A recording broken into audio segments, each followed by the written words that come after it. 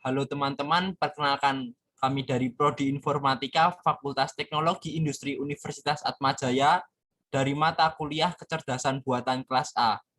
Kami dari kelompok 10 dan anggota kelompok kami adalah Alia Nur Hanifah, Marcelino Adimas Wisi Pratama, Yohanes Elang Samudra, dan Seto Hirlambang. Kali ini kita akan membahas alur cerita film Transcendent, teori AI yang terdapat pada film, pembahasan aplikasi AI, dan cabang AI yang digunakan. Alur cerita film Transcendent dimulai dari Dr. Will Kester, merupakan salah satu dari 3 ilmuwan paling brilian dalam bidang artificial intelligence yang bekerja bersama Evelyn dan Max. Sekelompok teoris anti-teknologi atau Unplug menyerang Dr. Kester dengan racun ketika dirinya sedang mengisi seminar demi memperoleh dana penelitiannya. Demi mencegah kehilangan Dr. Kester, Evelyn dan Max mengambil langkah besar dengan mengunggah jiwa Dr. Kester ke internet. Walaupun usaha mereka sempat tersendat karena penyerangan dari anggota Unplug, namun mereka tetap berhasil menjalankan niatnya. Segera, Dr. Kester dapat mengontrol seluruh sistem di dunia. Kali ini kita akan membahas teori AI dalam film Transcendent 2014. Kemampuan Dr. Will Kester setelah jiwanya diunggah ke internet sangat luar biasa karena dia dapat mengontrol sistem di dunia. Dalam realita, memang hal ini masih belum menjadi sebuah hal yang nyata. Akan tetapi setelah kami berdiskusi tentang ide dasar dari hal tersebut, kemampuan yang dimiliki Dr. Will Kester mirip dengan chatbot atau aplikasi asisten pribadi.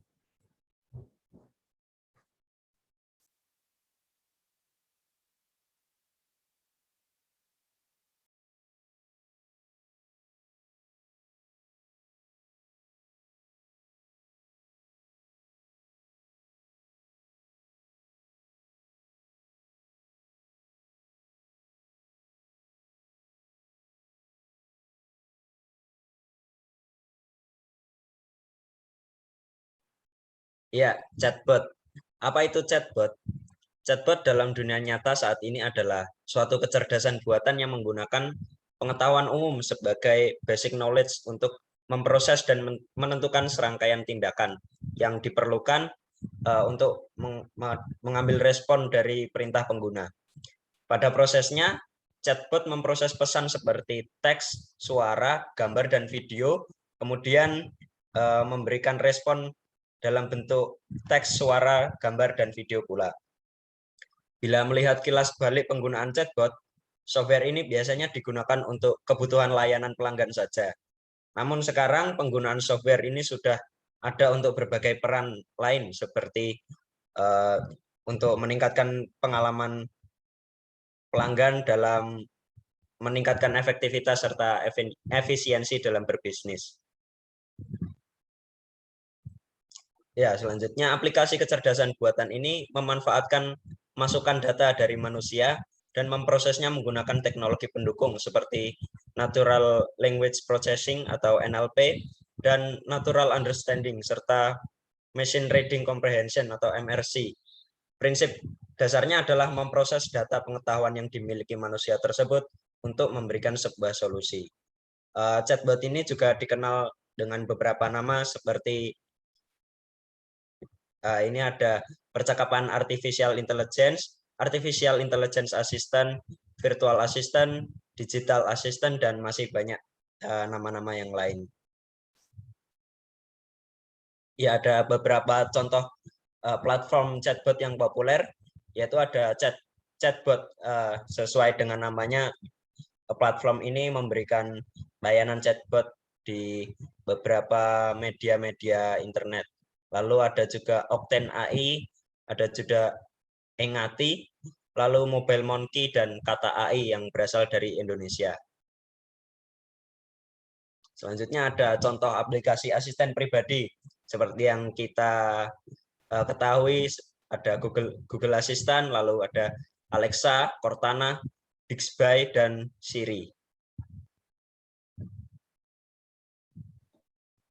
Cabang-cabang AI yang digunakan dalam film Transcendence yaitu machine learning, speech recognition, natural language processing, dan knowledge representation. Teknologi machine learning adalah mesin yang dikembangkan untuk bisa belajar dengan sendirinya tanpa arahan dari penggunanya. Pembelajaran mesin dikembangkan berdasarkan disiplin ilmu lainnya seperti statistika, matematika, dan data mining, sehingga mesin dapat belajar dengan menganalisa data tanpa perlu diprogram ulang atau diperintah. Machine learning memiliki kemampuan untuk memperoleh data yang ada dengan perintahnya sendiri. ML juga dapat mempelajari data yang ada dan data yang ia peroleh sehingga bisa melakukan tugas tertentu. Tugas yang dapat dilakukan oleh ML pun sangat beragam tergantung dari apa yang ia pelajari. Speech recognition adalah sebuah kemampuan yang dimiliki oleh mesin atau aplikasi untuk mengidentifikasi kata dan frasa yang terdapat dalam bahasa lisan. Kata dan frasa tersebut akan diolah dan dirubah menjadi sebuah format yang dapat dibaca oleh mesin atau aplikasi tersebut. Setelah kata dan frasa diolah, speech recognition menganalisa perintah apa yang masuk. Outcome-nya kemudian adalah sebuah tindakan atau respon yang harus dikeluarkan oleh mesin atau aplikasi tersebut sesuai dengan hasil analisa perintah.